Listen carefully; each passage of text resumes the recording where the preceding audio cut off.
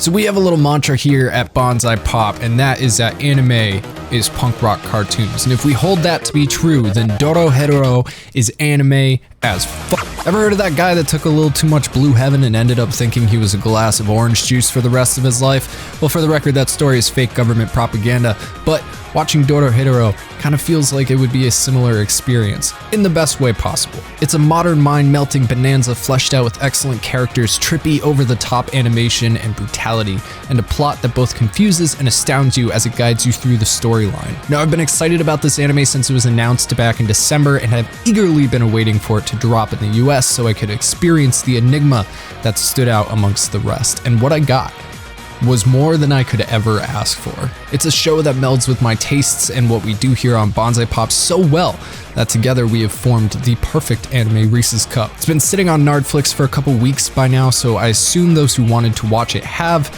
and now is the time to educate the rest of you. This is Dorohedoro. Let's get into it. Spoiler free.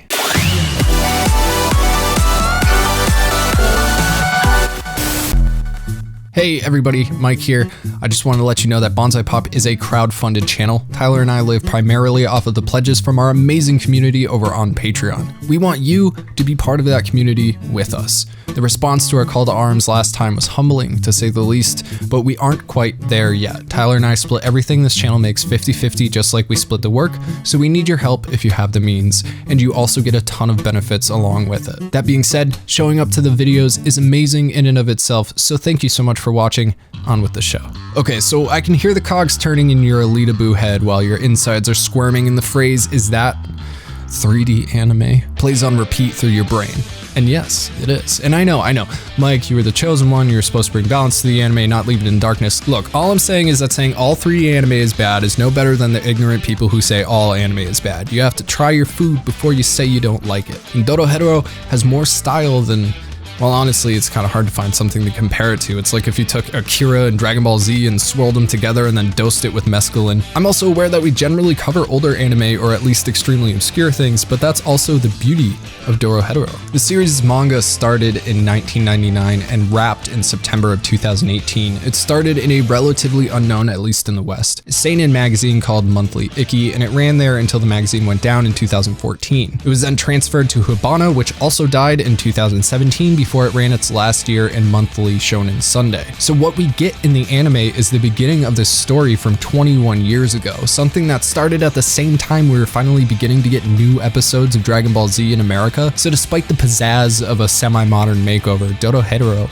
is by all rights a classic, and it shows, but I'm getting a little bit ahead of myself. The anime stars this guy, Kaiman, an enigma wrapped in an enigma. He's got a dino head on a huge body, no memory, and he is a beast with a knife. He lives in this place called the Hole, which is a realm full of dingy city streets which scream post-apocalypse. The Hole is where humans live, despite the look of the average citizen. And this is where the story shines the brightest by far, is in the world building. We're instantly dumped into this extremely unique puzzle with no context clues. Everything is completely strange and backwards, and half the fun of the experience is learning how this all came to be and how it fits together cohesively. Now, the reason so many people in the Hole are a mess is because of the sorcerers who travel there through interdimensional magical doorways to practice magic on humans. Usually these experiments have disastrous side effects up to and including death, and Kaimen and his partner Nikaido, who looks like the female version of Lemillion, believe Kaiman to be a victim of one of these magical experiments. However, his case is unique in the fact that his head cannot be fixed, as well as its accompanying amnesia. He's also immune to magic.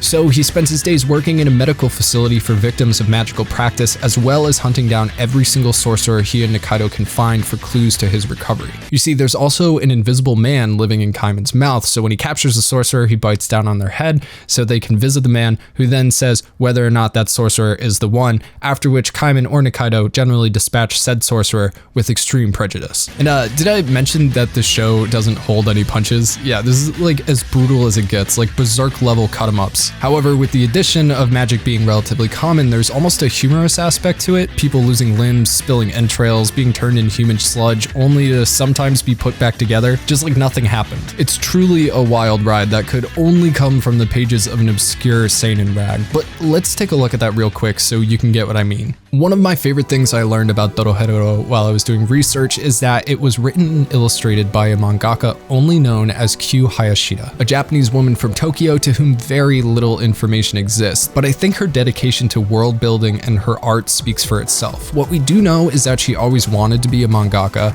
and that everyone told her she couldn't draw for shit. So what she did was continue to draw her way, and what we got was Dorohedoro, a manga I'm now reading and is by far one of the most unique and stylish works that I've checked out to date. Q has this scratch happy technique which makes everything look dirty and sharp and leads to create the atmosphere in the whole perfectly, while reinforcing the insanity of her characters. In my opinion, one of the best things about the design choice for the anime is that they were able to mimic this technique extremely well and remain faithful to the source material. Also, side note, there's definitely an underground BDSM aspect to Dorohedoro 2 with the strange and sometimes disturbing masks worn by the denizens of the realms. I mean, these things are awesome. And that's the other thing, the whole isn't the only setting. There's also the realm of the sorcerers, which kind of sets up this class divide between them and the humans, and then even above them are the devils and hell. The magic of the sorcerers is also a brand new concept. It takes the form of this black dust which is expelled from the body through special internal tubes, and I imagine that they must be connected to some kind of special organ. I don't know, I haven't gotten there yet,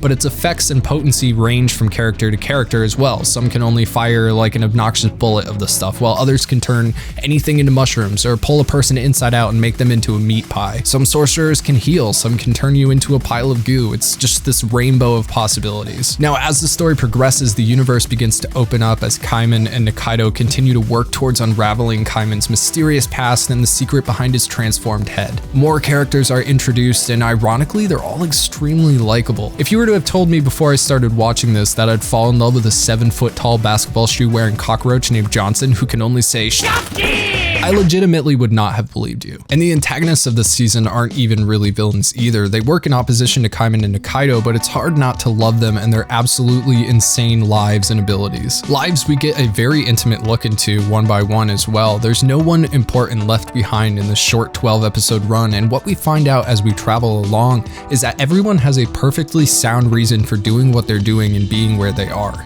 The only issue is that as more mysteries are solved, more mysteries come over the horizon. Someone I've yet to really explore here is Nikaido, who's an excellent female lead and personally became my focus as the show went on. Her story is just as interesting, if not more so, than Kaiman's. She's also an absolute beast with a fighting style that feels kind of reminiscent of Spike or Mugen, and for anime standards, she isn't overly sexualized that much, which is kind of refreshing. She definitely is more in the manga, but as far as the anime is concerned, she has this thick appeal and this really muscular body that's generally obscured by an almost formless jumpsuit. And coupled with her blonde hair and blue eyes, she kind of has this Midwest farm girl look more than your typical anime femme protag. The other main females, Noi and Ebisu, are similarly lacking a standard anime, only here for the guy's image as well. Noi is this hulking female Zangief who can literally pop people's skulls with boulders, and Ebisu is holding down the lolly physique but has some kind of brain damage thanks to Kaiman accidentally ripping her face off, and is generally covered up by this creepy skull mask and again a relatively featureless goth bodysuit. And instead of being like this sexy thing, she mostly exists for comedic relief, and that comedic relief is super on point, whether it's her barfing or wiggling around the ground or playing with the weird dog with the mask or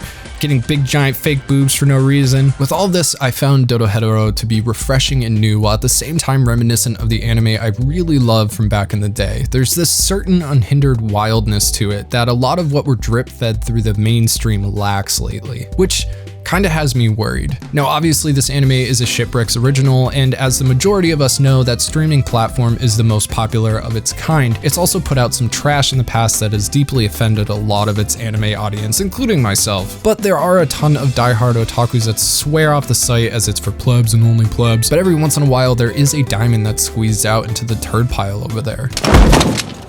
Oh, Kara.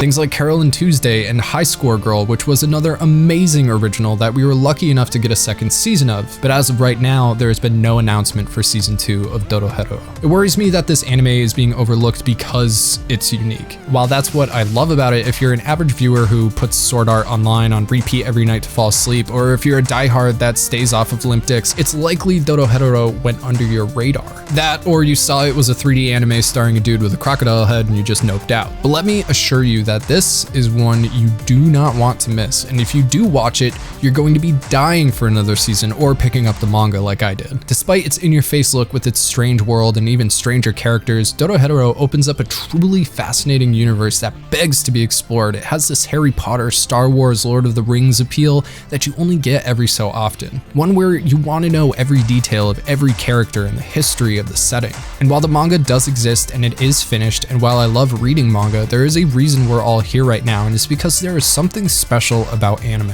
about bringing a story to life with music and movement and voices. So do yourself a favor and check this one out, and hopefully it will get enough attention that we can see a season 2. This is one of those anime you want to do well because you want networks to see that there's an audience out there like us for this kind of experimentation. So artists like Q Hayashida, who spent 20 years building a universe, can get the recognition she deserves. So go check it out, and if you've seen it, let me know what you thought below. This is definitely my favorite anime of this year so far. Dorohedoro. Hey, what's going on, everybody? Mike here. Thank you for watching. So I read through our comments that we got on our community post this week when we announced that we were doing Dorohedoro, and there was a lot of people in there that expressed interest in us doing a deeper dive into the anime and the manga, and I am reading the manga, so that is something that I am interested in doing in the future. Obviously, this video had a very specific and important purpose, which is to get more eyes on the anime and hope that we can get that season 2 and get the ball rolling for more seinen shows, because obviously shonen shows are the ones that do big money, but when it comes down to it, seinen is just cooler, let's be honest. Anyway, we got business to take care of, so I would like to thank our very special patron of the week, Mick Jack. My dude, you made it finally. You are the patron of the week. You've been here forever. Thank you so much for your continued and generous support. And of course, we have our Super Saiyan God to thank. This week, it is Father of Time. Very impressed that we somehow got the Father of Time to become a patron, let alone a Super Saiyan God. So thank you so much, my dude, for continuing to support Bonsai Pop and allowing us to do these kinds of things. You are the best. Seriously, we live off of this money, so we can't tell you how much it helps. Anyway, that's all I got for this week. As always, make sure to follow us on Twitter at bonsai_pop. Same thing on Instagram. You can check us out on twitch.tv/bonsaipop for the streams, which will be coming soon. I'm Mike. This is Bonsai Pop. Thank you so much for watching, and I'll see you next time. Bye.